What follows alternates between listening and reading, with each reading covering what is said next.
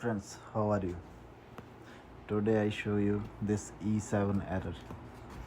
E7 error coming from the split AC because we not connect the sensor outside door, okay, outdoor sensor. Now I short this coming temperature but remote and others not working. That's why not coming. Now I fix the sensor, okay. I fix the sensor. After this one is coming properly and working good.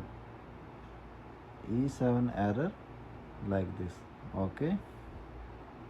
Anytime coming E7 this outdoor sensor, okay.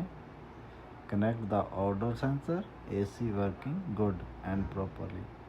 Now coming 333 temperature now working properly, okay. Anytime you want to check like this. Now remote also working, before not working.